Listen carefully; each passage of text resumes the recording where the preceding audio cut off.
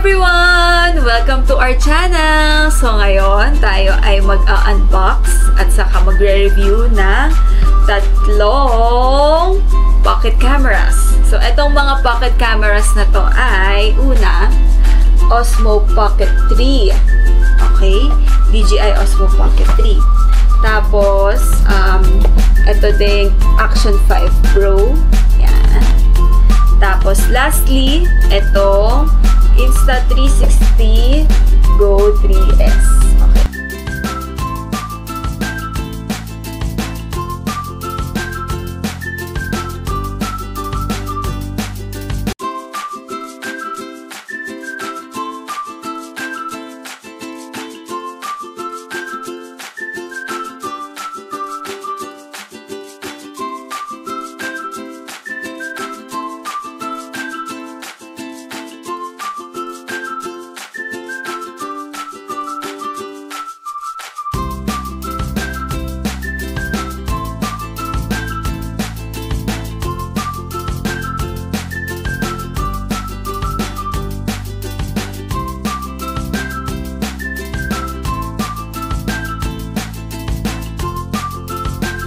Start tayo sa Osmo Pocket 3. Yan. Ito, start tayo sa Osmo Pocket 3. So, didiscuss ko muna yung mga laman ng box. Tapos, mamaya, i-compare natin silang tatlong pocket cameras. Okay? So, for the first one, itong DJI Osmo Pocket 3. So, syempre, meron tayong ito yung gimbal. Tapos, ito yung pwede mo siya i-rotate horizontal saka i-vertical. Ayan. Tapos, meron tayong kasama, ito yung nasa standard bundle. Ito yung cover niya. Ano pala? Ito. Yung cover. Ayan. So, pwede siya nakatago lang dyan. Ganyan. Tapos, pwede din natin siya ilagay sa, ito, may, battery handle. So, pag nawala ng battery, meron din siyang kasama battery handle. Ayan. Power bank. Ayun, tama. Power bank. Tapos, pwede din lagyan to ng tripod. So, kasama dito sa Creator Combo. Ayan. Cute lang. Maliit lang yung niya, tripod. Tapos, meron din parang mas maliit na ito wala siyang power eh. So, maliit na version. Pwede din siya ilagay dun sa tripod. Tapos, yan, pwede mo din siya ilagay. So, tatanggalin lang itong battery. Yan. So, pwede ito naman yung handle niya. Para mas maliit siya na onte. Yan. Tapos, meron din sa loob ng Creator Combo, meron din siyang kasamang bag. Yan. Yung laman niya. Tapos, meron ding Type-C. Type-C na Type-C siya na cord pang charge. Tapos, ito, meron ding mic na kasama yung Creator Combo. Ayan. So, ganito yung meron siyang magnet. Para ilalagay. Pwede mo din siya i-clip. Ito, may clip pin. Pwedeng naka-clip. Or pwede ding naka-magnet. Para kunyari, gusto mo nakatago na siya sa loob. Naka-magnet siya. Ganyan. Nasa loob lang siya. Or, pwede nyo rin hawakan. Or pwede nyo rin hawakan lang. Tapos, yung Osmo Pocket, usually, so yun yung mga kasama sa standard. Pero yung mga, pag nung ginagamit ko to, mas gusto ko siyang nandito. So, ito yung isa pang tapos na yung mga laman nung nasa Creator Combo. So, ito na yung mga accessories naman. Itong mga accessories na feeling ko useful siya pang vlogging talaga. Ito, pwede siyang magnet. Yan. Para siyang casing na may magnet. So, pag ganito lang siya, mabilis lang siya i-hawakan.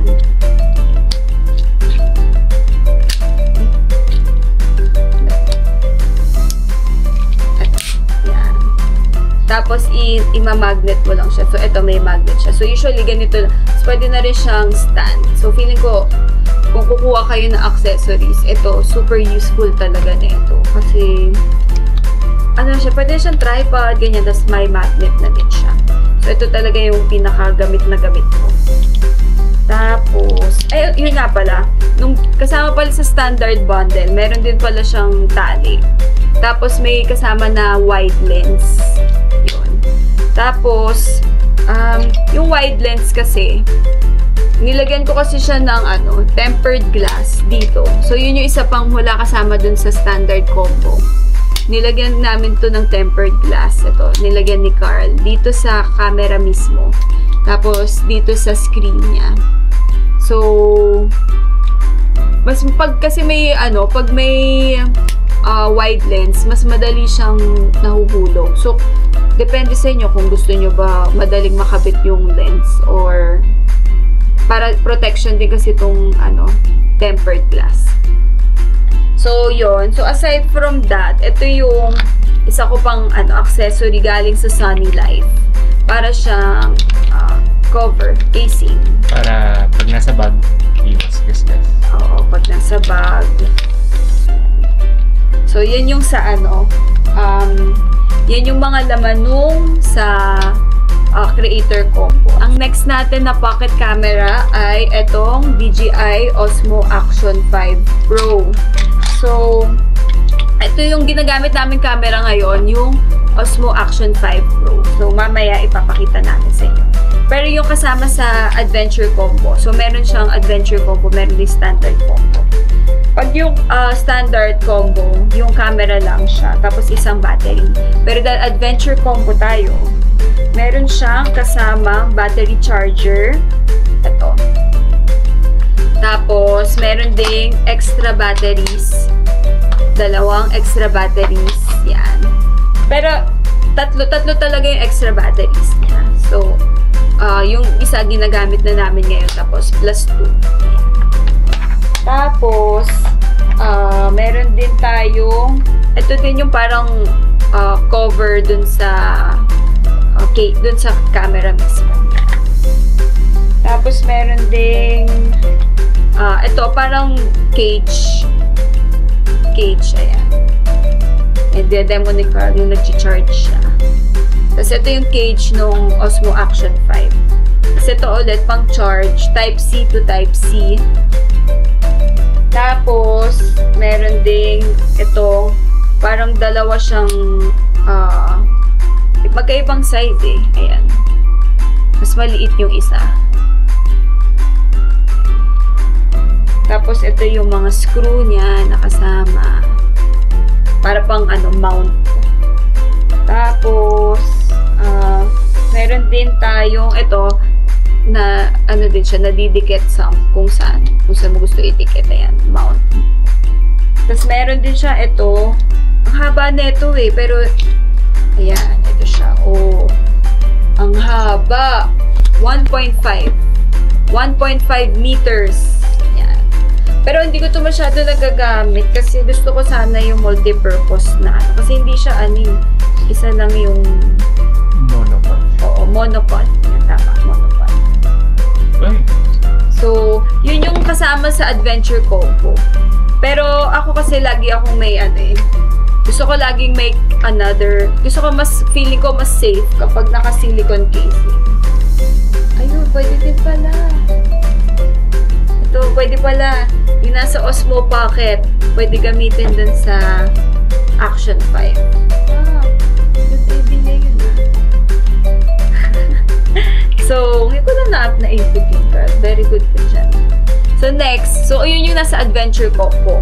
So, ako pag kasama, ang pinaka-useful sa tingin ko talaga dun sa Action 5. Ito naman, para siyang magnet na naman to. Tapos, ito yung pang-mount. So, pwede siyang, iba-iba eh. Ito galing tong Sunny Life. Iba-iba yung angle. Gusto ko yung ganito eh. Kasi yung ibang mga nakita kong tripod. Hindi siya ball mount. Ayan, ito yung ball. So, mahigpit yung ball. Oo, mahigpit siya. Hindi siya madali. So, pwede mo pa siyang i-clip. Pwede mo siya i-clip sa damit mo. Ganyan. Tapos nandito lang yung camera or sa Sa bank. sa banks daw. Sa backpack. Yon, sa backpack. Tapos, basta yun yung must-have ko lagi. Laging parang may mini tripod or magnetic tripod na pwede mo siya. So, pwede din itong tripod eh. Kapag kunyari, kumakain kami ni Carl, nandun lang siya sa restaurant. Nandun na siya sa table. So, pwede nga siya ikabit kung saan. Sa backpack or sa damit. Tapos, kasama nito yung hindi pala kasama. So, yun yung galing galing tong Sunny Life. Maganda yung nila. Tapos, eto naman, hindi ko sure kung Sunny Life din. Pero, eto naman, silicone casing. Actually, aside dun sa, eto, hard casing niya, meron pwedeng silicone casing. Feeling ko kasi mas pag nahulog, feeling ko mas ma-absorb ng shock yung silicone casing. Tapos may cover din siya. So, absorb yung silicone siya. Oo, pinili ko yung yung covered lahat. Hindi man covered, pero may butas para dun sa kung mag-charge, tapos dun sa camera, saka dun sa screen mismo. Tapos, syempre meron ulit tayong mga tempered glass. Yun, may tempered glass din. So, yun yung mga wala dun sa adventure combo. Tapos ito, kasama din yung lanyard. Pero di ko din siya masyado nagagamit. Usually, yung yung clip lang. Tapos, etong mga silicone cover, saka yung silicone case. Okay? So, ang next natin is yung Insta360 Go 3S. 128 gig standard edition na color black. Okay. So, yung mga kasama doon, syempre, doon sa standard edition, itong camera. Yung camera na, ayan, nafi-flip siya. Tapos, ito, pwede din, ito siya yung actual. Ganito lang siya kaliit. Lagay dito ay your tiny mighty 4K camera. Ito siya. Yung camera, tapos yung pang-charge ulit. Yung pang-charge niya, Type-C to USB. Tapos, pwede din siya. Ito yung mga, USB-A. USB-C. Ayun, USB-A saka USB-C. Tapos, may iba't ibang pwedeng pang-mount. Ito, parang pwede mo siya idikit kung saan-saan. Pwede yan sa wall. Yan. Tapos, para siyang mga tape. Oo, parang sticky rubber siya. Sticky rubber lang siya. Pero hindi siya tape eh. Tapos, hugasan lang siya. Tapos, eto siya. Pwede mo siya i-clip mo lang din sa camera. Or pwede din yung mismo yung camera. Pwede din siya ilagay. Ayan, nakaganyan. Yan. Tapos, so, yun yung isang unang mount. Tapos, ito yung pangalawang mount. Ito yung ayan, lalagay mo siya dito sa necklace. Tapos, magnet kasi to. Tapos, pag nakatanggal na siya, pwede mo siya i-magnet na kaganyan. Ayan, nakalagay siya. Ayan o. Kita nyo ba? Black kasi. Kasi naka-green. Ito kay Carl. I-demo niya. Ayan o, yung... Anong side? Itong side, yung mas maumbok. Yung naka-side-side.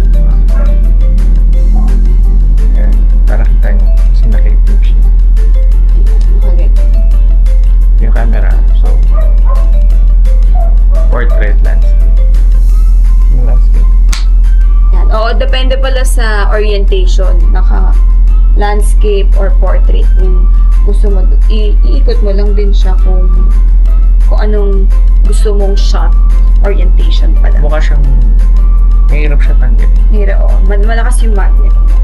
Pero gusto ko siya subukan para maglalaro ako. Tingnan natin matatanggal. Matatanggal. Ay, actually, na-try ko na siya sa badminton. Matibay naman siya. Hindi, yung galaw Yung mas mabilis na galaw. Marunong. Ayun daw. Yung galaw ng gumagalaw sa badminton. Kasi ako chill lang ako eh. Chill lang maglaro. So, yun yung kasama. Tapos, ito pala yung cup mount. Actually, hindi ko pa ito masyado nagagamit. Pero nagamit ko na ata siya once. Tapos, ganito siya. Pwede pala yung pag tumatakbo tayo. Oo. Yeah. Para hindi mo siya hawak. Dito mo siya ilalagay. Yan. Nakaganyan. Kita niyo ba? Yan. So, meron siya mga iba't ibang mount. Pero ang usual ko talagang nagagamit, ito. Kasi parang mabilis na siya. Kasi parang medyo weird. Pag nasa sombrero siya. Yun yung pinakagamit na gamit ko. Pati ito. Kasi basta relatively flat yung surface tapos hindi naman madumi. Ano siya? Didikit naman siya. Tapos they provide a cover for it. Tapos kung ito medyo dumumi, hugas-hugas na. Para mag-retain yung stickiness. Tapos, so yun yung ano din? Kailangan mo persa yun. Hindi siya hindi siya flimsy. Ayun. So yun yung mga pang mount na accessories. Tapos, aside doon, so syempre, every time na bumibili akong camera, lagi akong bumibili ng silicone casing kung available. So ito nga, meron na naman siyang silicone casing. Para dun sa body. Para dun sa body. Tapos, meron ding takip. Ayan, may takip din. Ganyan. Takip nung pinili ko talaga black para, kasi yung white parang dumihin, saka mas hindi halata, di ba? Tapos, kasama nun syempre may lanyard ulit. I think, hindi ko sure kung Sony Life din to. Tapos, ito extra, galing Amigsin. Extra nung akala ko kasi walang kasama. Pero lens cover to eh. Yan. Tapos, meron ding, sabi nila useful din tong wind muff. Ito, para siyang ayan, kung nakikita nyo. Para siyang pang-break ng hangin dun sa mic para hindi maririnig yung hangin lang. Oo. So kumbaga pag yung sa mga camera, parang yung rabbit spot, yung mabalahibo na cover ng mic. Oo, yung cover siya ng mic. Tapos, so yun, ito kasi pampa-waterproof kasi yan eh. Itong lens cover. Yan. So dapat nakalagay lang siya para waterproof siya. Tapos, yung huling ito din, another accessory, hindi siya kasama dun sa standard bundle.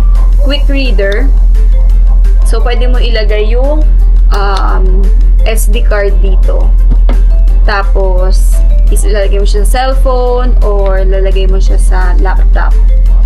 Para madali mag-transfer ng file. Saka pwede rin itong gawing parang i-charge mo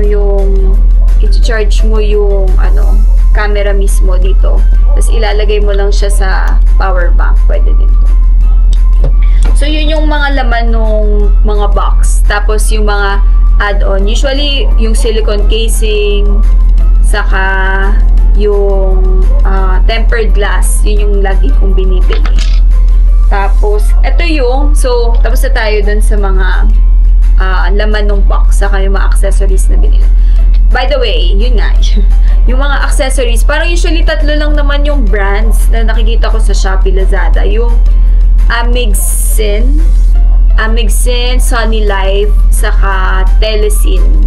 Yun, sila yung usual na nagpo-provide. So, i-explore nyo rin yung mga yung mga brands na yun. Tapos, usually basta available naman yan sa mga Shopee, Lazada. So, yun na yung mga items na nasa box. So, ito naman yung mga items na yung mga accessories na pwede kong gamitin dun sa 3 cameras. So, una, ito, TNW. Maganda to eh. Mahaba din siya. Parang, yeah, siguro mga hindi ko more than 1 meter din to. Tapos, gusto ko to kasi magnet siya. So, pwede namin siya gamitin sa cellphone din. So, ayan, ganyan. Malakas yung magnet nito eh. Yan. Tapos, pwede din namin lagyan dito yung mga adapter ng mga camera. Yan. Tapos, syempre, meron tayong mga SD card. Ito, SanDisk Extreme Pro. Ano siya? 512 gig. So, dapat meron kang rating na depende, parang V30. Yun yung mabilis read and write dun sa memory card. So, meron akong 3 memory card para hindi ako lagi nagta-transfer. So, 512 gig yung ginagamit ko. Ay, ito pa pala. Yung Bluetooth. Bluetooth remote para sa tripod. Ay, nasa tripod siya kasama. Para dun sa pwede mo siya i-connect sa camera. Tapos, ito din, panglinis. Kailangan natin ng normal lang, tutela yung sa mga salamin. Para baka blurred yung camera. Madaling linis. Always clean the lens before clean the lens. Before recording. Tapos, syempre, meron tayong fast charger na Ugreen. Ito din, fast charger cable ni Ugreen. Tapos, lastly, favorite namin to. Ako, favorite ko. Anker, super reliable. 20,000 mAh pang charge ng cellphone, ng mga cameras. So, ayun, tapos na tayo sa camera and sa mga accessories. So, ayun, ilalagay ko na lang, ililink down below ko na lang yung mga iba't iba na yung websites para kung gusto nyo pa magbasa-basa tungkol dun sa So, depende kung ano yung preference nyo talaga. Tapos, ayun lang guys. So, thank you for watching at sana may natutunan kayo. And, as usual, so, like, share, and subscribe. Okay. Press the notification button. Always notify. Yes. Okay. Subscribe to us.